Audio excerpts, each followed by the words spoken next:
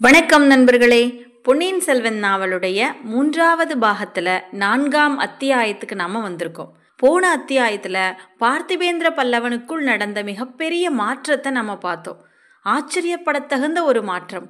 எவ்வளவுக்கு எவ்வளவு ஆதித்த கரிகாலனுக்கு நெருங்கிய நண்பனாக அவன் இருந்தானோ அவ்வளவுக்கு அவ்வளவு மிகப்பெரிய விரோதியாக மனதளவில் அவன் மாறிக்கொண்டிருந்தான்.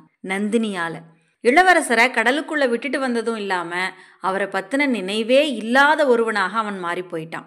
நாமளும் அவர் அப்படி மறந்துட முடியாது இல்லையா? கடலுக்குள்ள இளவரசர் என்ன பண்றாரு அப்படிங்கிறத நம்ம போய் பார்க்கலாம். 4ஆம் அத்தியாயம், தாழை புதர். நடுக்கடலில் படகு தொட்டிலாடுவது போல உல்லாசமாக ஆடிக்கொண்டு சென்றது. 2 நாளைக்கு முன்னால் அங்கே தென்னை மர உயரம் அலைகள் எழும்பி விழுந்தன என்று கற்பனை செய்வதே கடினமான காரியம். படகில் இளவரசர் பொன்னியின் செல்வரும் வந்தியத்தேவனும் பூங்குழலியும் இருந்தனர். பூங்குழலியின் கையில் துடுப்பு இருந்தது. ஆனால் அவள் அதை விசையாக போடவில்லை. வந்தியத்தேவனுக்கும் இளவரசருக்கும் நடந்த சம்பாஷணையை உற்று கேட்டுக்கொண்டிருந்தாள். அவர்களும் பேச்சில் கவனமாக இருந்தார்கள். படகு விரைவாக போக வேண்டும் என்று ஆவல் கொண்டவர்களாக தோன்றவில்லை. படகு கோடிக்கரை சேர்ந்த பிறகு என்ன செய்ய வேண்டும் என்பது பற்றித்தான் அவர்கள் பேசிக்கொண்டிருந்தார்கள். இளவரசர் தஞ்சாவூருக்கு போகக்கூடாது என்றும் பழையாறைக்கு வரவேண்டும் என்றும் வந்தியத்தேவன் வாதிட்டு கொண்டிருந்தான். அதற்கு பல காரணங்களை அவன் எடுத்துச் சொன்னான். தங்கள் சகோதரி தங்களை மிக அவசர காரியமாக பார்க்க விரும்புகிறார். தங்களை கையோடு அழைத்து கொண்டு வருவதாக வாக்களித்து வந்திருக்கிறேன். அதை நிறைவேற்றி வைக்க வேண்டும் என்று மன்றாடினான். உன் வாக்கை நிறைவேற்றுவதற்காக என் தந்தையின் கட்டளையை மீறச் சொல்லுகிறாயா என்று இளவரசர் கோபமாக கேட்டார்.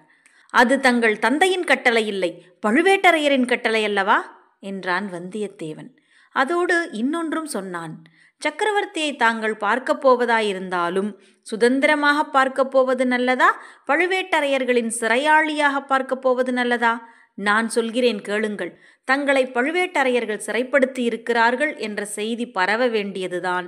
சோழ நாட்டு மக்கள் எல்லாரும் திரண்டெழுந்து வந்து விடுவார்கள். தங்களுடைய அருமை தாய்நாடு ஒரு பயங்கர ரணகளமாகிவிடும். அது நல்லதா என்று எண்ணி பாருங்கள். அப்படிப்பட்ட கேடு சோழ நாட்டுக்கு ஏற்படக்கூடாது என்றுதான் கடவுளே அந்த சுழற்காற்றை ஏவி விட்டிருக்க வேண்டும். கடவுளின் விருப்பத்துக்கு விரோதமாக தாங்கள் சோழ நாட்டில் கலவரத்தை உண்டாக்க விரும்புகிறீர்களா என்று கேட்டான் வந்தியத்தேவன். அவ்வளவு நேரமும் அவன் சொல்லி வந்த வாதங்களுக்குள் இது இளவரசரின் மனதை ஓரளவு மாற்றியிருந்தது. தம்மை பழுவேட்டரையர்கள் சிறைப்படுத்தி இருக்கிறார்கள் என்று தெரிந்தால் சோழ நாட்டில் கலவரம் உண்டாவது சாத்தியம்தான். மக்களுக்கு தம்மிடம் உள்ள அபிமானம் எவ்வளவு மகத்தானது என்பது அவருக்கு ஒருவாறு தெரிந்துதான் இருந்தது. ஆகையால் இளவரசர் சிந்தனையில் ஆழ்ந்தார். சிறிது நேரத்திற்கு பிறகு, அப்படியே உன் விருப்பத்தை நிறைவேற்ற நான் முடிவு செய்தாலும் அது எப்படி சாத்தியம்? கோடிக்கரையில் பழுவேட்டரையர்களின் ஆட்கள் எனக்காக காத்து கொண்டிருக்க மாட்டார்களா என்று கேட்டார். அதற்கு உதவி செய்ய இந்த ஓடக்கார பெண் இருக்கிறாள். கரையில் எத்தனை பேர் காத்திருந்தாலும் அவர்கள் கண்களில் படாமல் கோடிக்கரை காட்டுக்குள் நம்மை கொண்டு போய் சேர்த்து விடுவாள். பூங்குழலி, நான் கூறியது காதில் விழுந்ததா? அவ்விதம் செய்ய முடியுமா என்று வந்தியத்தேவன் கேட்டான். பூங்குழலி அப்போது 7வது சொர்க்கலோகத்தில் இருந்தாள். இளவரசரை கடலிலிருந்து காப்பாற்றி படகிலேற்றி அழைத்து கொண்டு வந்தது அவளுக்கு எல்லையில்லாத உள்ள களிப்பை அளித்திருந்தது. கோடிக்கரை சேர்ந்ததும் அவரை பிரிய வேண்டுமே என்ற எண்ணம் இடையிடையே வந்து துன்புறுத்தி கொண்டிருந்தது. மேலும் அவருக்கு எந்த விதத்திலாவது உதவி செய்ய முடியுமானால் அதை காட்டிலும் அவள் பெறக்கூடிய பேறு வேறு என்ன இருக்க முடியும்? கோடிக்கரைக்கு கொஞ்சம் மேற்கே தள்ளி படகை கொண்டு போனால் இருபுறமும் காடடர்ந்த கால்வாய் ஒன்று போகிறது. அதன் வழியாக படகை விட்டு கொண்டு போகலாம். இருபுறமும் அங்கே சதுப்பு நிலம், சுலபமாக யாரும் வர முடியாது என்று பூங்குழலி சொன்னாள். எங்களை அங்கே விட்டுவிட்டு நீ கோடிக்கரை போய் தகவல் விசாரித்து கொண்டு வர முடியும் அல்லவா? முடியும். படகை ஒருவரும் பார்க்க முடியாதபடி நிறுத்துவதற்கு எத்தனையோ இடம் இருக்கிறது. இளவரசே, கேட்டீர்களா என்றான் வந்தியத்தேவன். கேட்டேனப்பா. என்னுடைய தாய்நாட்டில் என்னை திருடனைப் போல பிரவேசிக்கச் சொல்லுகிறாய், திருடனைப் போல ஒளிந்திருக்கச் சொல்லுகிறாய் என்றார். படகில் சற்று நேரம் மௌனம் குடிகொண்டிருந்தது. பிறகு இளவரசர், சமுத்திரகுமாரி, ஏன் படகை அடியோடு நிறுத்திவிட்டாய் என்று கேட்டார். பூங்குழலி வந்தியத்தேவனை பார்த்துவிட்டு துடுப்பை வலிக்க ஆரம்பித்தாள். பாவம் இந்த பெண், எத்தனை நேரம் தனியாக துடுப்பு வலிப்பாள்? நான் கொஞ்சம் தள்ளி பார்க்கிறேன், இங்கே கூட அம்மா துடுப்பை என்றான் வந்தியத்தேவன். அவனுடைய எண்ணத்தை அறிந்த இளவரசர் புன்னகை புரிந்தார். நண்பனே, உன்னுடைய சூழ்ச்சிகள் எல்லாம் வீண்தான். நான் பழையாறைக்கும் போகப் போகிறதில்லை, தஞ்சாவூரையும் பார்க்க போகிறதில்லை. கடவுள் என்னை கைலாசத்துக்கே அழைத்து கொண்டு போய்விடுவார் போலிருக்கிறது என்றார். வந்தியத்தேவனும் பூங்குழலியும் பீதியடைந்து இளவரசரை உற்று பார்த்தார்கள். அவர் உடம்பு நடுங்கத் தொடங்கியிருப்பதைக் கண்டார்கள். வந்தியத்தேவன் அவர் அருகில் சென்று, ஐயா, இது என்ன? தங்கள் உடம்பு ஏன் நடுங்குகிறது என்று கேட்டான். இது குளிர்காய்ச்சல் அப்பனே. இலங்கையில் இந்த காய்ச்சல் அதிகம் பரவியிருக்கிறது என்று சொன்னேனே, ஞாபகமில்லையா? இந்த ஜுரம் வந்தவர்கள் பிழைப்பது அரிது என்று சொன்னார் இளவரசர். கடல் நடுவில் கப்பலில் பாய்மரம் இடிந்து விழுந்து பற்றி கொண்ட போதும் கூட வந்தியத்தேவன் அவ்வளவு கலக்கமடையவில்லை. இளவரசரின் வார்த்தைகள் அவ்வளவாக அவனை இப்போது கதிகலங்கச் செய்துவிட்டன. பூங்குழலியின் கையிலிருந்து துடுப்பு தானாக நழுவிவிட்டது. உடம்பில் ஜீவசக்தி அடியோடு மங்கிவிட்டது. கண்களில் மட்டுமே உயிரின் ஒளி தோன்றியது. அந்த கண்களினால் இளவரசரை வெறித்து பார்த்து கொண்டு நின்றாள். இளவரசரின் உடல் நடுக்கம் அதிகமாகிக் கொண்டே இருந்தது. சிறிது நேரத்துக்கெல்லாம் தூக்கி தூக்கி போட ஆரம்பித்தது. ஐயா, நான் என்ன செய்யட்டும்? சொல்லுங்கள், ஒன்றும் புரியவில்லையே. படகை எங்கே கொண்டு போகட்டும்? பூங்குழலி, கோடிக்கரையில் வைத்தியர் இருக்கிறார் அல்லவா என்று வந்தியத்தேவன் பதறினான். பூங்குழலியோ பேசாமடந்தையாகியிருந்தாள். இளவரசர் திடீரென்று குதித்து எழுந்தார். நடுங்கிக் கொண்டிருந்த அவர் உடம்பு இப்பொழுது நிற்க முடியாமல் தள்ளாடியது. என்னை என் தமக்கையிடம் கொண்டு போங்கள், என்னை உடனே இளைய பிராட்டியிடம் கொண்டு போங்கள் என்ற வார்த்தைகள் அவருடைய வாயிலிருந்து குளறலாக வெளிவந்தன. இதை கேட்ட வந்தியத்தேவன் குதூகலமடைந்தான். அந்த குதூகலத்தில் இன்னது செய்வது என்று தெரியாமல் திகைத்து நின்றான். நடுக்கத்துடன் ஆடிக்கொண்டு நின்ற இளவரசர் அடுத்த கணத்தில், அக்கா, இதோ வருகிறேன், உன்னை பார்க்க இதோ வருகிறேன், யார் தடுத்தாலும் இனிமேல் கேட்க மாட்டேன் என்று சொல்லிக்கொண்டே படகிலிருந்து கடலில் பாயப்போனார். நல்ல வேளையாக வந்தியத்தேவன் அப்போது நிலைமை இன்னதென்பதை உணர்ந்தான். இளவரசர் சுரத்தின் வேகத்தினால் சுய உணர்வு இழந்துவிட்டார் என்பதை அறிந்து கொண்டான். கடலில் பாயப்போனவரை சட்டென்று பிடித்து நிறுத்தினான். ஏற்கனவே மிக்க பலசாலியான இளவரசர் இப்போது சுரத்தின் வேகத்தினால் பன்மடங்கு அதிக பலம் பெற்றிருந்தார். வந்தியத்தேவனுடைய பிடியிலிருந்து திமிரிக்கொள்ள முயன்றார். தன்னால் மட்டும் அவரை தடுக்க முடியாது என்பதை வந்தியத்தேவன் கண்டு, பூங்குழலி, பூங்குழலி, சீக்கிரம் ஓடிவா என்று அலறினான். செயலற்று நின்ற பூங்குழலி உயிர் பெற்றாள். ஒரு பாய்ச்சல் பாய்ந்து இளவரசர் அருகில் வந்து அவரை கடலில் விழாமல் தடுப்பதற்காக ஒரு கரத்தை பற்றினாள். சுரவேகத்தினால் இளவரசர் பெற்றிருந்த மத யானையின் பலம் உடனே மாயமாய்ப் போய்விட்டது. சின்னஞ்சிறு குழந்தையைப் போல் ஆனார். அக்கா, நீ சொல்கிறபடியே பேசாமல் படுத்திருக்கிறேன். என் பேரில் வருத்தப்படாதே அக்கா. நீ ஒருத்தி இல்லாவிட்டால் என்னுடைய கதி என்ன என்று இளவரசர் கூறிவிட்டு விம்மினார். வந்தியத்தேவனும் பூங்குழலியும் இளவரசரை மெதுவாக படகில் படுக்க வைத்தார்கள். அதன் பிறகு பொன்னியின் செல்வர் சும்மா படுத்திருந்தார். அவருடைய கண்கள் எங்கேயோ வெறித்து பார்த்து கொண்டிருந்தன. அவருடைய வாயிலிருந்து ஏதேதோ வார்த்தைகள் குளறி குளறி வந்து கொண்டிருந்தன. சிலவற்றுக்கு பொருள் விளங்கின, பெரும்பாலும் சம்பந்தமற்ற வார்த்தைகளாக தோன்றின. இளவரசரிடம் ஆலோசனை கேட்பதில் பயனில்லை என்பதை வந்தியத்தேவன் உணர்ந்தான். இந்த மிக பயங்கரமான ஆபத்திலிருந்து பொன்னியின் செல்வரை காப்பாற்ற வேண்டிய பொறுப்பு தன் தலையில் சுமந்திருக்கிறது என்பதையும் அறிந்தான். ஆனால் புத்திசாலியான இந்த பெண் ஒருத்தி இருக்கிறாள். இளவரசரை பாதுகாப்பதில் தன்னை போலவே இவளும் கவலை கொண்டவள்தான். பின்னர் எத்தனையோ அபாயங்களிலிருந்து தன்னை தப்புவித்த கடவுளின் கருணையும் இருக்கவே இருக்கிறது. பூங்குழலி, படகை இனிமேல் வேகமாக செலுத்தி கொண்டு போக வேண்டியதுதானே என்றான் வந்தியத்தேவன். பூங்குழலியின் கரங்கள் இழந்திருந்த வலிமையை மீண்டும் பெற்றன. படகு துரிதமாகச் சென்றது. வந்தியத்தேவன் இளவரசரின் அருகிலேயே உட்கார்ந்தான். மறுபடியும் அவர் சுரவேகத்தில் கடலில் குதித்து விட்டால் என்ன செய்வது என்பதனை நினைத்த போதே அவன் கதி கலங்கியது. ஆகையால் சர்வஜாக்கிரதையாக அவரை பார்த்து கொண்டே இருந்தான்.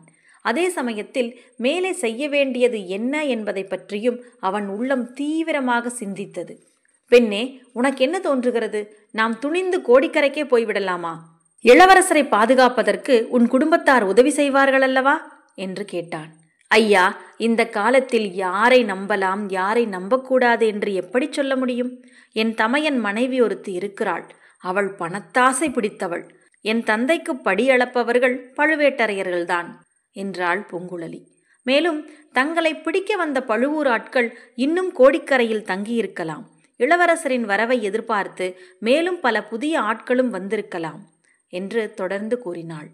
அவளுடைய முன் யோசனையை குறித்து வந்தியத்தேவன் வியப்படைந்தான். இந்த இக்கட்டான சமயத்தில் தனக்கு அவளுடைய உதவி கிடைத்ததை எண்ணி மகிழ்ந்தான். அப்படியானால் நேரே கோடிக்கரைக்கு போவது அபாயம் என்று நீயும் எண்ணுகிறாயா என்றான். அதோ பாருங்கள் என்று சுட்டிக்காட்டினாள் பூங்குழலி.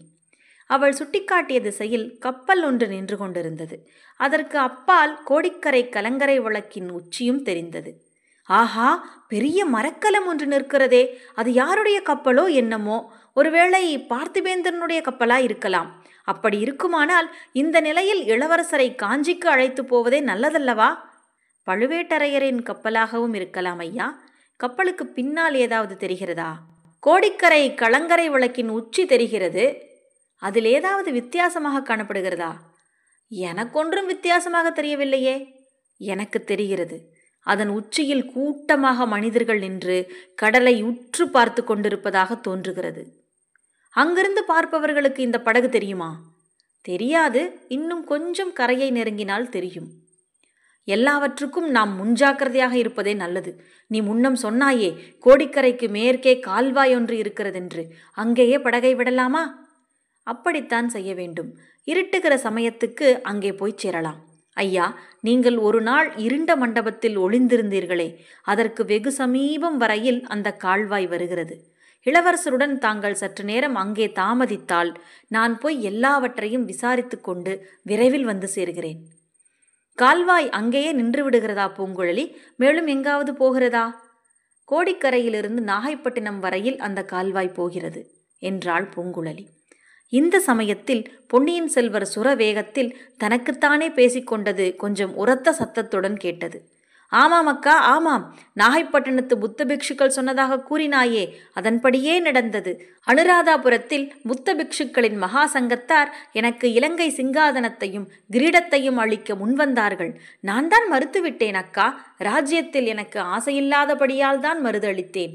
நீ வேறு எது சொன்னாலும் கேட்கிறேன். ராஜ்யம் ஆளும் தொல்லை மட்டும் எனக்கு வேண்டாம். அதை காட்டிலும் கடலில் படகை விட்டுக்கொண்டு எவ்வளவோ ஆனந்தமாக இருக்கலாம். கேளக்கா, கோடிக்கரையில் ஓடக்கார பெண் ஒருத்தி இருக்கிறாள். இதை கேட்ட பூங்குழலின் உடம்பெல்லாம் புலங்காகிதமடைந்தது. வந்தியத்தேவனுக்கோ ஆத்திரம் வந்தது. மேலே என்ன சொல்லப் போகிறாரோ என்று கேட்க இருவரும் அடங்கா ஆர்வம் கொண்டிருந்தனர். ஆனால் திடீரென்று இந்த இடத்தில் இளவரசருக்கு சுய உணர்வு கொஞ்சம் வந்ததாக தோன்றியது. சுற்றும் முற்றும் விழித்து பார்த்துவிட்டு, இன்னும் கோடிக்கரை வரவில்லையா என்று ஈனஸ்வரத்தில் கேட்டார் இளவரசர். வந்தியத்தேவன், அதோ கரை தெரிகிறது என்றான். இளவரசரிடம் யோசனை கேட்கலாமா வேண்டாமா என்று அவன் யோசிப்பதற்குள் மீண்டும் இளவரசர் நினைவை இழந்து சுரபிராந்தி உலகத்துக்கு போய்விட்டார். இளவரசர் கடைசியாக ஓடக்கார பெண்ணை பற்றி கூறிய வார்த்தைகள் பூங்குழலியின் மனதில் என்ன அலைகளை எழுப்பிவிட்டிருந்தன. வந்தியத்தேவனையும் இளவரசரையும் பார்ப்பதற்கே அவளுக்கு கூச்சமாயிருந்தது. ஆகையால் படகு சென்ற திசையையே பார்த்த வண்ணம் துடுப்பை போட்டு கொண்டிருந்தாள். அதுகாரும் கப்பல் நின்ற இடத்தை நோக்கி சென்ற படகு இப்போது திரும்பி தென்மேற்கு பக்கமாக சென்று கொண்டிருந்தது. இருட்டுகிற நேரத்தில் கடலிலிருந்து பூமிக்குள் குடைந்து சென்ற கால்வாயின் உள்ளே பிரவேசித்தது. பூங்குழலி கூறியது போலவே அங்கே இருபுறமும் கரைகள் உயர்ந்த மேடாக இருந்தன. அந்த மேட்டுக்கரைகளின் மரங்கள் அடர்த்தியாகவும் உயரமாகவும் வளர்ந்திருந்தன. படகை கரையோரமாக நிறுத்திவிட்டு பூங்குழலி மெல்லிய குரலில், ஐயா, சற்று படகை பார்த்து கொள்ளுங்கள் என்று சொல்லிவிட்டு கரையேறினாள். கரையில் வளர்ந்திருந்த உயரமான ஒரு மரத்தின் மேல் ஏறி சுற்றும் முற்றும் பார்த்தாள். பிறகு அவசரமாக இறங்கி வந்தாள். நல்ல வேளை இங்கு வந்தோம். கடற்கரையோரமாக சுமார் ஒரு காத தூரத்துக்கு ஆட்கள் நின்று காவல் புரிகிறார்கள். கலங்கரை விளக்கின் அருகில் ஒரே கூட்டமும் கோஷமுமாக இருக்கிறது என்றாள். யாராயிருக்கும் என்று ஏதாவது தெரிகிறதா என்று வந்தியத்தேவன் ஆவலுடன் கேட்டான். நன்றாய் தெரியவில்லை. ஆனால் பழுவேட்டரையரின் ஆட்களாகத்தான் இருக்க வேண்டும். வேறு யாராயிருக்க முடியும்? எப்படி இருந்தாலும் நான் சொன்ன இடத்துக்கு முதலில் போய் சேருவோம். இரவு 2ஆம் ஜாமத்துக்குள் நான் என் வீட்டுக்கு போய் எல்லாவற்றையும் நிச்சயமாக தெரிந்து கொண்டு வருகிறேன் என்றாள். பெண்ணே, உன்னை யாராவது பார்த்து விட்டால் என்ன செய்கிறது? உனக்கு ஏதேனும் இச்சமயம் நேர்ந்து விட்டால் எங்கள் கதி அதோ கதிதான் என்றான் வந்தியத்தேவன். ஐயா, என் உயிரை பற்றி இத்தனை நாளும் நான் லட்சியம் செய்திருக்கவில்லை. இன்றைக்குத்தான் கவலை பிறந்திருக்கிறது. இளவரசருக்கு அபாயம் நீங்கும் வரையில் என் உயிருக்கு ஒன்றும் வராது என்றாள் பூங்குழலி. படகு கால்வாய்க்குள் மெல்ல மெல்ல சென்றது. சத்தம் சிறிதும் வெளியில் கேட்காதபடி மிக மெதுவாக பூங்குழலி துடுப்பு வலித்தாள். கால்வாயின் இருபுறமும் இருள் சூழ்ந்திருந்தது. கரையோரமாக உயர்ந்து வளர்ந்திருந்த மரங்களின் கரிய நிழல்கள் கால்வாயில் விழுந்து அதன் கரிய நீரை மேலும் கரியதாக்கின. வானத்திலிருந்து விண்மீன்கள் எட்டி பார்த்தன. வந்தியத்தேவனைப் போலவே நட்சத்திரங்களும் மிகுந்த கவலையுடன் அப்படகின் போக்கை கவனித்ததாக தோன்றியது. நீரில் பிரதிபலித்த நட்சத்திரங்கள் கரையிலிருந்த மரங்கள் காற்றில் ஆடிய போது அவற்றின் நிழலும் ஆடியபடியினால் அடிக்கடி சலனமடைந்து கொண்டிருந்தன. வந்தியத்தேவனுடைய உள்ளத்தின் சஞ்சலத்தை அவை சரியாகவே பிரதிபலித்தன. ஒரு யுகம் போல தோன்றிய ஒரு நாழிகை நேரம் படகு கால்வாயில் சென்ற பிறகு பூங்குழலி படகை கரையோரமாக நிறுத்தினாள். பூங்குழலி கால்வாயின் கரை மீதேறி காட்டு வழியில் புகுந்து சென்றாள். அதாவது அவளுடைய உடம்பு சென்று கொண்டிருந்தது. அவளுடைய உயிர் கால்வாயில் விட்டிருந்த படகிலேயே வட்டமிட்டு கொண்டிருந்தது. அந்த முன்னிருட்டு நேரத்தில் முட்செடிகள், மேடு பள்ளங்கள், காட்டு ஜந்துக்கள் ஒன்றையும் லட்சியம் செய்யாமல் அதிவிரைவாக நடந்து சென்றாள். தடைகளில்லாத இடங்களில் ஓடவும் செய்தாள். நேரே கோடிக்கரை குழகர் கோயிலை குறிவைத்து கொண்டு போனாள். அவள் கோயில் வாசலை அடைந்ததற்கும் குருக்கள் சுவாமி சன்னதியின் கதவை பூட்டுவதற்கும் சரியாக இருந்தது. அக்கம்பக்கம் பார்த்து வேறு யாரும் இல்லை என்பதை தெரிந்து கொண்டாள். கதவை பூட்டிவிட்டு திரும்பிய குருக்கள் எதிரில் போய் நின்றாள். குருக்கள் அவளை அந்த நேரத்தில் பார்த்து சிறிது வியப்படைந்தார். அவளுடைய சுபாவத்தை நன்கு அறிந்தவராயிருந்தும் கூட கொஞ்சம் திடுக்கிட்டு திகைத்து போய்விட்டார். நீயா பூங்குழலி? வேறு யாரோ என்று பார்த்தேன். கோடிக்கரை முழுவதும் ஒரே அமர்க்களப்படுகிறதே. எங்கே அம்மா உன்னை கொஞ்ச நாளாக காணோம்? இவ்வளவு தடபுடலிலும் உன்னை பற்றி தகவலில்லையே என்று இன்று சாயங்காலம் கூட யோசித்தேன் என்றார். வெளியூருக்கு போயிருந்தேன் சுவாமி. ஏதோ அமர்க்களமாயிருக்கிறதே என்றுதான் உங்களிடம் விசாரிக்கலாம் என்று வந்தேன். கடற்கரையெல்லாம் நிற்பவர்கள் யார் என்று பூங்குழலி கேட்டாள். உனக்கு ஒன்றுமே தெரியாதா? வீட்டு பக்கம் போகவில்லையா? வீட்டு பக்கம் போனேன். அங்கே யார் யாரோ கூட்டமாயிருக்கவே திரும்பிவிட்டேன். புது மனிதர்களை கண்டால் எனக்கு பிடிக்காது என்றுதான் உங்களுக்கு தெரியுமே. வந்திருப்பவர்கள் யார்? பெரிய பழுவேட்டரையர் வந்திருக்கிறார். அவருடைய இளையராணி வந்திருக்கிறாள். அவர்களுடைய பரிவாரங்கள் வந்திருக்கிறார்கள். இன்னும் காஞ்சிபுரத்து பார்த்திபேந்திர பல்லவனாம், அவனும் வந்திருக்கிறான். வெறுமனே வரவில்லை, பயங்கரமான செய்தியுடன் வந்திருக்கிறான். உனக்கு அது கூட தெரியாதா பூங்குழலி? அது என்ன பயங்கரமான செய்தி? எனக்கொன்றும் தெரியாதே. அந்த பாவியினுடைய கப்பலில் இளவரசர் பொன்னியின் செல்வரும் வந்தாராம். வழியில் சுழற்காற்றடித்ததாம். யாரையோ காப்பாற்றுவதற்காக இளவரசர் கடலில் குதித்து விட்டாராம். பிறகு அகப்படவே இல்லையாம். ஒருவேளை இந்த கடற்கரையில் வந்து ஒதுங்குவாரோ என்று பார்ப்பதற்காகத்தான் பழுவேட்டரையரின் ஆட்கள் கோடிக்கரை எங்கும் அலைகிறார்கள். பழுவேட்டரையரும் அலைகிறார். ஏன், அவருடைய இளையராணி கூட அலைகிறாள். சற்று முன்னால் இங்கே கூட அந்த அம்மாள் வந்திருந்தாள் பூங்குழலி. பழுவூர் இளையராணியை பற்றி ஜனங்கள் என்னவெல்லாமோ பேசிக்கொள்ளுகிறார்கள். அதெல்லாம் சுத்த தவறு. நம் இளவரசருக்கு நேர்ந்த கதியை குறித்து அந்த அம்மாள் எவ்வளவு துடிதுடிக்கிறாள் தெரியுமா? அப்படியா குருக்களையா? பழுவூர் ராணியின் நல்ல குணத்தை பற்றி தாங்கள் சொல்வது எனக்கு சந்தோஷமா இருக்கிறது. ஆனால் இங்கே எதற்காக அந்த ராணி வந்தாளாம்? குழகரை பிரார்த்தித்துக் கொள்வதற்காக வந்தாளாம். உன்னை போல் எல்லாரும் கல் நெஞ்சு படைத்தவர்களாய் இருக்கிறார்களா? இளவரசரை பற்றிய பயங்கர செய்தி கேட்டு கூட நீ துளி கூட கலங்கவில்லையே. நாம் கலங்கி என்ன பயன் சுவாமி? எல்லாம் விதியின்படி நடக்கும் என்று நீங்களே எத்தனையோ தடவை சொல்லியிருக்கிறீர்களே. அது போனால் போகட்டும். அவ்வளவு பெரிய மனிதர்கள் வந்திருக்கும் போது நான் என் வீட்டுக்கு போக விரும்பவில்லை. கையிலே வைத்திருக்கும் பிரசாதத்தை என்னிடம் கொடுத்துவிட்டு போங்கள். நான் இங்கேயே சாப்பிட்டு விட்டு கோவிலிலேயே இருந்து விடுகிறேன். நீ ஒரு தனி பிறவிதான் பூங்குழலி. பெரிய மனிதர்கள் வந்தால் எல்லாரும் அவர்களை போய் பார்க்கவும் பழக்கம் செய்து கொள்ளவும் விரும்புவார்கள். உனக்கு வேற்று மனிதர்களையே பிடிப்பதில்லை. அதிலும் பெரிய மனிதர்கள் என்றால் ஒரே பயம். பெரிய மனிதர்கள் என்றால் உன்னை கடித்து விழுங்கி விடுவார்களா? எதற்காக இந்த காட்டில் தனியாக இருக்க வேண்டும்? குருக்களையா, பிரசாதத்தை கொடுக்க உங்களுக்கு இஷ்டமில்லாவிட்டால் வேண்டாம். என்னை வீணில் திட்டாதீர்கள். சிவசிவா, உன்னை ஏன் நான் திட்டுகிறேன்? இந்த பிரசாதம் உன் பசிக்கு போதாதே என்று பார்த்தேன், தாராளமாக வாங்கிக்கொள் என்று அர்ச்சகர் துணியில் கட்டி வைத்திருந்த சுவாமி பிரசாதத்தை கொடுத்தார். மூட்டையை வாங்கி பூங்குழலி பிரித்து பார்த்துவிட்டு, என் பசிக்கு இது போதாதுதான், அவ்வளவு பெரிய சுவாமிக்கு இவ்வளவு குறைவாக நைவேத்தியம் வைக்கிறீர்களே, இது நியாயமா சுவாமி? போனால் போகட்டும், அந்த கெண்டியில் என்ன இருக்கிறது? குடிக்கிற ஜலமா? இல்லை, சுவாமிக்கு அபிஷேகம் செய்த பால், குழந்தைக்காக எடுத்து போகிறேன். இன்றைக்கு நானே உங்கள் குழந்தையாயிருக்கிறேன், அதையும் கொடுத்து விட்டு போங்கள், உங்களுக்கு புண்ணியமாய் போகட்டும். நல்ல பெண் அம்மா நீ, போகட்டும், கெண்டியையாவது பத்திரமாக வைத்திரு. இவ்விதம் சொல்லி குருக்கள் கெண்டியையும் பூங்குழலியிடம் கொடுத்தார். அச்சமயம் தூரத்தில் எங்கிருந்தோ ஆந்தையின் குரல் கேட்டது. பூங்குழலி சிறிது திகைத்து, ஐயா, அது என்ன சத்தம் என்று கேட்டாள். தெரியவில்லையா அம்மா, கோட்டான் கூவுகிறது. இந்த கோடிக்கரை காட்டில் கோட்டானுக்கா பஞ்சம் என்று சொன்னார் குருக்கள். மறுபடியும் அந்த குரல் கேட்டது. ஆமாம், கோட்டான் குரல் மாதிரிதான் கேட்கிறது என்றாள் பூங்குழலி.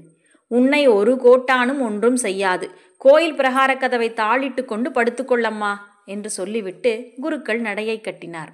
குருக்கள் மறைந்ததும் பூங்குழலியும் புறப்பட்டாள். பிரசாதத்தை மடியில் கட்டிக்கொண்டு கெண்டியை கையில் எடுத்துக்கொண்டு கிளம்பினாள். கோட்டானின் குரல் கேட்ட திசையை நோக்கி சென்றாள்.